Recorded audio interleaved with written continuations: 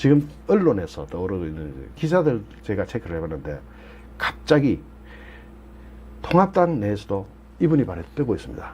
갑자기 뜹니다. 겁나는 속도로 뜹니다. 최재형 감사원장입니다. 이분은 상당히 독특한 이력을 가지고 있는데 여러분, 최재형 감사원장이 문재인 정권에서 임명됐는데 청문보고서가 제대로 채택된 거의 보기 드문 사람이에요.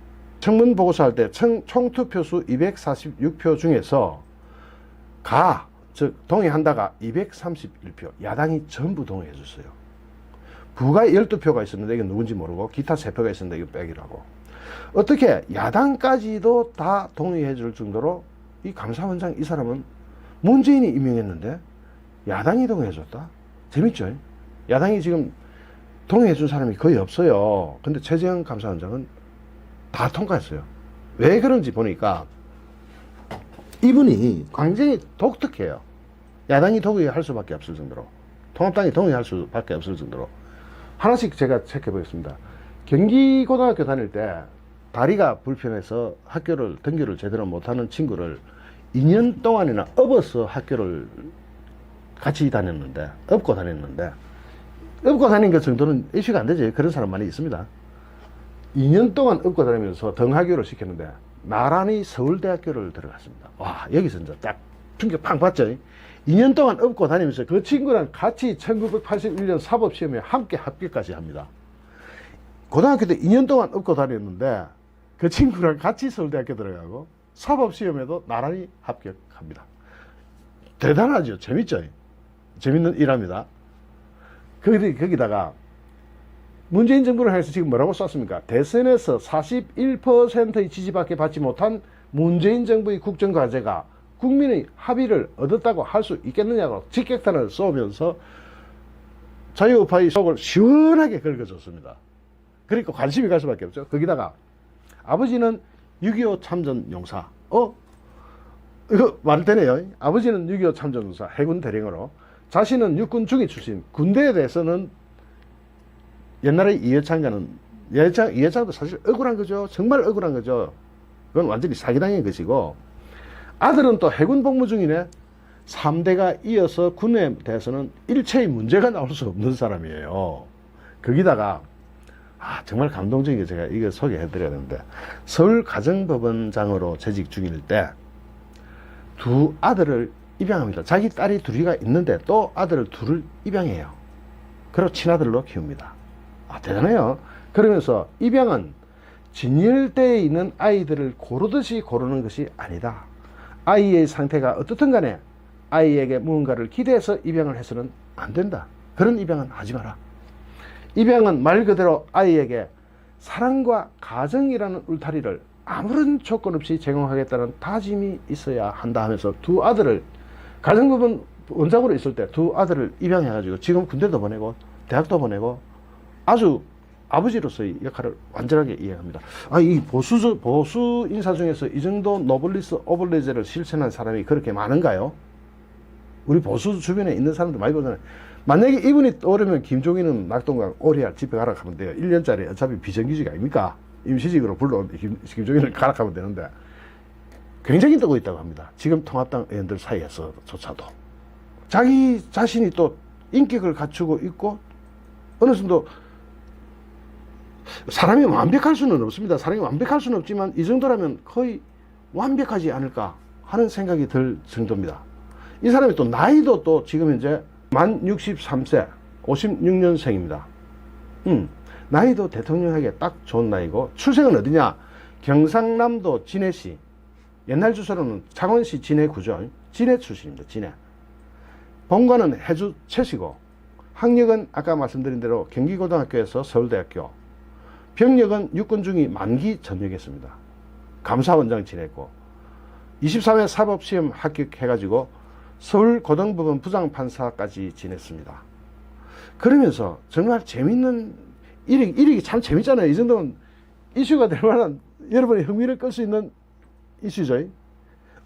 군대 문제 없어. 아버지 6.25 참전용사, 자신은 육군 중위, 아들은 해군 복무 중. 청문보고서에서 야당이 동의해줬다? 통합당이 동의를 해준 아마 유일한 사람 아닌가 싶어요.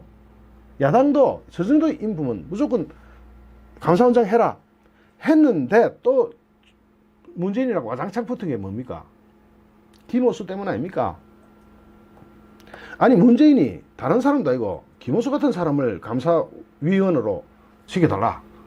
임명권은 문재인한테 있지만 제청권은 감사원장한테 있어요. 그럼 제청하는 사람이 지만두라는 겁니다. 제청을 누구를 시켜주십시오 하고 두 사람을 제청하면은 한 사람을 고르면 돼요. 또는 한 사람 추천하면 한 사람 그거 찍어주면 돼요. 문재인은 그거 하는 거예요. 임명권이라는 게 그렇게 단순한 거 아닙니까?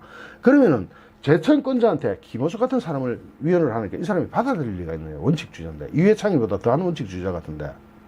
이회창 대표 전 측근에서 모시던 사람 아닙니까? 아주 이회창 대표 대쪽입니다. 진짜로 멋진 사나이죠. 그런데 느닷없이 김대업이라는 사기꾼을 만나가지고 1년을 그걸로 흑송세월했어요. 그 이후에 제가 이회창 총재를 약 한 3개월 이상 측근에서 모셨는데 그때 이회창 총재를 보시면요 진짜 달라요. 우리 일반인이랑 다른 게 뭔지 아세요? 새벽 6시 반인가 그때 아침 회의를 해요. 선거 때니까 그때 해야 되죠. 그러면은 그때 이회창 총재가 쫙 깨끗하게 차려입고 나와 있어요. 근데 마칠 때 집에 몇 시에 들어가느냐? 11시 반, 11시 40분 이렇게 들어가요. 그 상시 잠시 자고 주무시고 나오는 거죠. 그런데도 한 번도 조는 걸 못 봤습니다. 정말 대단한 사람이에요. 조만하지만. 그런데 그분 보다가 이분 보니까 이분이 더 낫다. 이회창 씨보다 더 나은 분 아닌가? 어라? 아버지는 6.25 참전용사예요. 자신은 육군 중위 제대에서 아들은 해군 복무 중이에요. 그 아들조차도 입양아야. 어이구, 입양을 하는데 양심적으로 참 깨끗하게 입양을 한 사람이다. 거기다가 지난 5년 동안 재산이 변동 신고하잖아요. 그걸 볼 때 자녀 2명과 함께 최근 5년간 13개 구호단체에 법관 월급 그래 많지 않습니다, 여러분. 4천여만 원을 기부를 했습니다. 그리고 판사 재직 시절에 검사 아들과 검사 사위를 둔 무역업체 대표한테 실형을 선고하면서 같은 법조인이라고 감싸주지 않고 법 앞에는 예외를 두지 않겠다 하는 단호함도 보였습니다. 어라? 이 단호함은 진짜 대쪽 같네요. 대쪽. 그러면서 감사원장 시절에 감사원장을 하면서 월성 1호기 감사를 하면서 문재인 정부랑 캉 하고 부딪힙니다. 월성 1호기가 어떻게 됐냐면요. 아직 내용 연수가 남아있는데 문재인이 탈원전하고 탈 꺼내자마자 작동 중지를 해버렸어요. 중지시켜버렸습니다. 그러니까 월성 1호기가 중지되는 것이 정당한가? 제대로 된 업무 플로를 거쳐서 월성 1호기를 폐쇄했는가? 여기에 대한 감사를 하게 됩니다. 이게 잘못된 거죠. 월성 1호기를 그렇게 내용 연수까지 남아있는 월성 1호기를 갑자기 왜 중단해요? 왜 폐쇄를 해요? 국가재산인데. 그러자 민주당에서 들고 일어난 겁니다. 민주당 쪽에서. 아니 월성 1호기를 왜 감사해? 정부가 그렇게 결정 내렸는데 대통령이 결정 내렸으면 끝난 거지 뭘 감사를 하냐? 대통령을 감사하겠다는 것이냐? 하니까 대선에서 41%의 지지밖에 받지 못한 문재인 정부의 국정과제가 과연 국민의 합의를 얻었다고 할 수 있겠느냐? 이 맞는 말이죠. 그죠? 한마디도 틀린 데가 없죠. 한 구석도 틀린 데가 없어요. 더군다나 청와대에서 감사위원으로 내정을 하고 제청을 요청한 김호수 전 법무부 차관. 김호수 다 아시죠? 이렇게 정치적으로 볼 때 친여권 인사이기 때문에 감사위원을 하면 안 된다 하고 확 잘라붙습니다. 어라? 이런 문재인 정부한테 정식 반기를 들어버리는 건데 반기를 드는 게 아니라 이분으로서는 최재형 감사원장으로서는 당연한 일을 한 겁니다. 감사위원이 친정부가 되면은 감사를 할 수가 있습니까, 이게? 그럼 감사할 의미가, 이유가 없어지죠. 그럼, 좀 시원한 사람이다, 시원한 양반이다 하고 이제 계속 관심을 가지고 있었어요. 그래서 청와대에서는 감사위원 임명권은 대통령한테 있다고 하는데, 제청권은 감사원장한테 있네? 그럼 청와대는 임명권만 내세워. 임명은 제청을 해야 임명을 할 거 아닙니까? 제청권자는 감사원장. 청와대가 지금 임명권만 내세우면서 독재를 하겠다는 뜻인데, 최재형 감사원장은 그런 거 끄떡도 코털도 깜짝 안 합니다. 아예. 당연히 그는 친정부 인사는 감사위원으로 받아들일 수 없다 하고 보이콧 딱 해버리고 코털도 깜짝 안 합니다. 그런 점에서 진짜 대쪽 같은 그런 맛이 있네요. 지금 이 최재형 감사원장은 국회 지난 7월 29일 날 국회 법사위원회 업무보고에 출석해서 해당 의혹과 관련해서 민주당의 박범계, 박범계 이 사람 진짜 전세가 월세로 되는 게 당연하다고. 박범계 민주당 김진애 의원 질의에 다음과 같이 이야기하는데, 집권심리 과정에서 월성 1호기와 관련해서 국민의 의견이 충분히 수립되었다고 할 수 있느냐라는 감사원의 질문에 대해서 백운규 전 장관은 월성 1호기에 문제가 많다는 것은 전 국민이 다 알고 있는 사실이라는 취지로 답변하자. 전 국민이 월성 1호기에 문제가 많다는 걸 알고 있나요? 월성 1호기 멀쩡하게 잘 굴러가는데 무슨 문제가 있나요? 이에 대해서 최 감사원장은 전 국민이 다 알고 있다는 그런 식의 대답은 적절하지 않다라고 팍 찍어버립니다. 장관한테다 대놓고. 전 국민이 다 알고 있는 걸 어떻게 당신이 이렇게 장관으로서 그걸 확신하느냐 하고 팍 찍어버립니다. 거기다가 백 전 장관은 백운규 이 사람은 월성 1호기 내용은 대통령이 국민의 대다수 지지를 받으며 대선에서 당선되었기 때문에 전 국민적 합의가 도출되어 있다고 볼 수 있지 않느냐라고 이야기하니까 최 원장은 문재인이 대선에서 41% 지지밖에 못 받았는데 이게 어째 국민 대다수의 합의라고 일반화할 수 있겠느냐라고 탁 찍어버립니다. 여기서 이제 아이고 문재인이 탁 뿌리를 받겠죠. 이러니까 더불어민주당이 부르르르 떨고 전부 다 일어난 겁니다. 그런데 뭐 어쨌든 그거는 감사원장으로서 본분에 속하는 발언입니다. 뭐 우리가 볼 때는 시원하지만 어쨌든 본분에 속하는 발언이에요. 그런데 그분이 저런 본분이 어디서 나오나, 저런 배짱이 어디서 나오나 했더니 꽃한 대쪽 같은 소신주의자라는 겁니다. 소신이 있는 겁니다. 청와대의 감사위원 임명 요구를 어떻게 거부할 수 있습니까? 청와대가 시키는데 한 칼에 잘라버리고 거부했던 사람. 대쪽 이미지의 이해창 전 총재님과 너무나 판박이라는 평가가 있으면서도 따뜻한 미담, 정말 아름다운 미담, 자판기 아닌가. 어떻게 이런 대쪽 같은 분이 그렇게 아름다운 미담을 가지고 있을 수 있을까? 두 아들을 지금 친아들로 키우고 있어요. 입양을 해가지고 두 딸 있는데도, 자기는 낳은 두 딸이 있는데도 두 아들을 친아들로 입양해가지고 자기 호적에 입적시키고 정말 훌륭하게 잘 키우고 있습니다.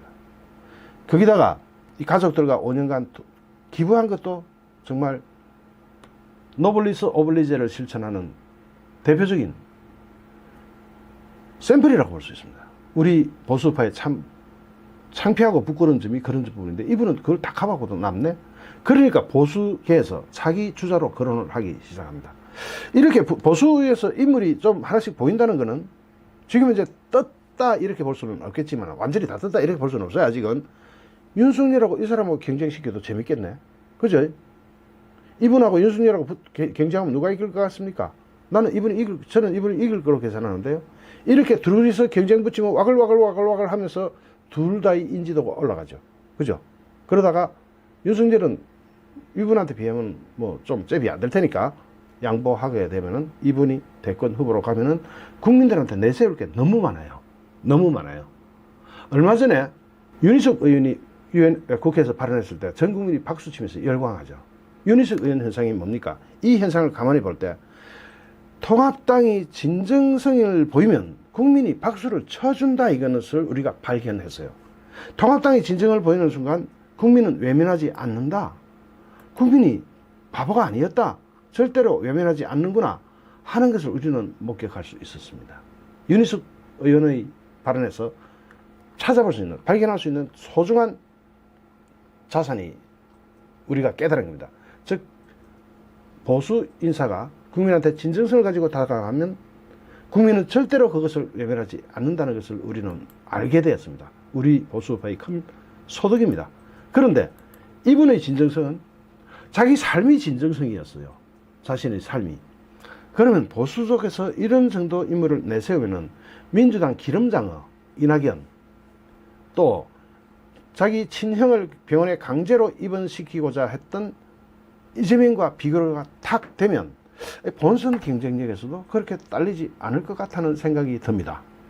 다만 시간이 좀 촉박한 게 흠인데, 원래 난세의 영웅이 난다. 난세가 내가 정신없을 때는 이런 분이 뜰 수 있다. 영웅이 날 수가 있다.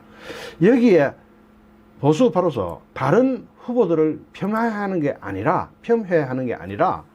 그런 다른 후보들 뭐 홍준표, 오세훈, 또 요즘 원희룡, 또 누가 있더라, 윤석열, 또 누가 있더라, 뭐 많잖아요. 제가 지금 이름이 당장 다 기억나지는 않습니다만은 그 많은 와중에 이분도 섞어 놓으면 차별화되고 경쟁하면서 보수가 오히려 민주당보다 통합당이나 또는 보수 전체가 다 국민의 관심을 확 끌어당길 수가 있겠죠.